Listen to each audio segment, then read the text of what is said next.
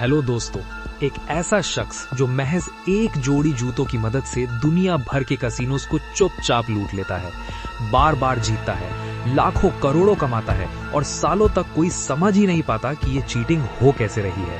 न डीलर को पता, न सिक्योरिटी को शक, न कैमरे कुछ कैच कर पाते, क्योंकि चीटिंग इतनी हाईटेक और इनविजिबल थी कि कसिनोज के इतिहास में पहले कभी नहीं देखी गई।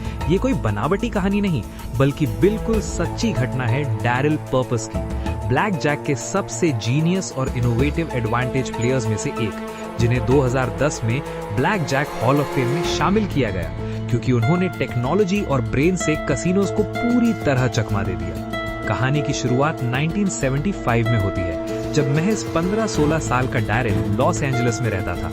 कसिनो से इतना जुनून कि वो एडवर्ड थॉप की मशहूर किताब बीट द डीलर पढ़कर अगले ही दिन घर छोड़ देता है। सिर्फ $50 जेब में लेकर लास वेगस की बस पकड़ लेता है। वहां पहुंचकर वो कार्ड काउंटिंग का मास्टर बनने की प्रैक्टिस शुरू करता है। हाई लो सिस्टम, 2 से 6 तक के कार्ड्स को -1 पॉइंट, 7 से 9 को 0 और 10 जैक, क्वीन, किंग, एस को +1 पॉइंट। रनिंग काउंट जितना हाई होता है, उतना ज्यादा हाई कार्ड्स डेक में बचे होते हैं, मतलब प्लेयर का एज बढ़ जाता है, तो बेट बढ़ाओ। लो काउंट पर बेट कम या स्किप। लेकिन ये सिर्फ थ्योरी नहीं, इसमें घंटों घंटों प्रैक्टिस लगती है। स्पीड, एक्यूरेसी और सबसे जरूरी नर्व्स ऑफ स्टील चाहिए, क्योंकि कसिनो में कैमरे हर मूवमेंट देखते हैं। डैरिल की असाधारण टैलेंट जल्दी नजर आती है केन ओस्टन की फेमस ब्लैक जैक टीम को। वो रिकॉर्ड टाइम में सिर्फ 10 सेकंड में उनका टेस्ट पास कर लेता है। टीम में शामिल होकर वो स्पॉटर का रोल निभाता है, भीड़ में बैठकर काउंट रखता, हाई काउंट कंफर्म होने पर छोटे छोटे सिग्नल देता, गाल खुजाना, कान छूना या कोई और नॉर्मल मूवमेंट, जिससे बिग प्लेयर को पता चल जाता है कि अब बड़ा बेट लगाने का टाइम है। टीम मिलकर हजारों लाखों जीतती है, लेकिन 70s के दशक के लास वेगस बहुत खतरनाक थे। ज्यादातर कसिनोज माफिया चलाते थे। एक बार केन को पकड़ लिया जाता है, उसे एक कमरे में ले जाकर बुरी तरह पीटा जाता है, चेहरा 19 जगहों से टूट जाता है। ये देखकर डैरिल को समझ आ जाता है कि टीम प्ले का रिस्क बहुत बड़ा है। पुलिस मदद नहीं करेगी तो वो अंडरग्राउंड हो जाता है और कुछ समय के लिए सब बंद कर देता है। लेकिन डैरिल रुकने वाला नहीं था।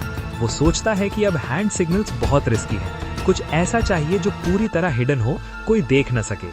तभी उसके दिमाग में वो क्रांतिकारी आइडिया आता है। वो अपने दोस्त क्रेग से मिलता है, जो जूते बनाने का माहिर कारीगर था।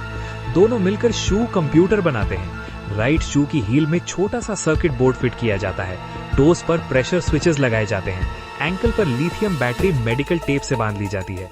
तरीका ये, पेन की उंगली से ऊपर tap +1 point, high card add, नीचे टैप -1 पॉइंट, लो कार्ड सब्ट्रैक्ट। काउंट हाई होने पर साइलेंट वाइब्रेशन या छोटा बज केवल पैर को फील होता, लो काउंट पर बड़ा सिग्नल। सब कुछ जूते के अंदर छुपा, बाहर से बिल्कुल नॉर्मल जूता लगता। बैटरी एक चार्ज पर 8 घंटे चलती, वायर्स इतने पतले और स्मार्ट कि कोई शक नहीं करता। ये डिवाइस दुनिया में पहली बार ऐसा कुछ था। पहले किसी ने जूते में कंप्यूटर नहीं बनाया था। लास वेगस अब बहुत रिस्की हो चुका था, चेहरे पहचाने जा चुके, सिक्योरिटी अलर्ट। तो 1997 में डैरिल यूरोप शिफ्ट होता है। London, Annabel's casino, Amsterdam, Brussels, Berlin जैसे छोटे मझोले कसिनोस टारगेट करता है, जहां सिक्योरिटी अमेरिका जितनी टाइट नहीं थी और कार्ड काउंटिंग के बारे में कम लोग जानते थे। अलग अलग फेक आइडेंटिटी, नाम बदलकर, हेयर स्टाइल, हुलिया चेंज करके, 48 आवर मेंबरशिप वेट पीरियड का फायदा उठाकर। एनाबेल्स में वो छोटी छोटी बेट्स लगाता है, पैर टैप करता रहता है, बजर साइलेंटली सिग्नल देता है। महज 1 घंटे में 10,000 पाउंड जीत लेता है। डीलर और स्टाफ हैरान रह जाते हैं, क्योंकि वो कार्ड्स की तरफ देख भी नहीं रहा था, फिर भी लगातार जीत रहा था। फिर पुलिस बुलाई जाती है।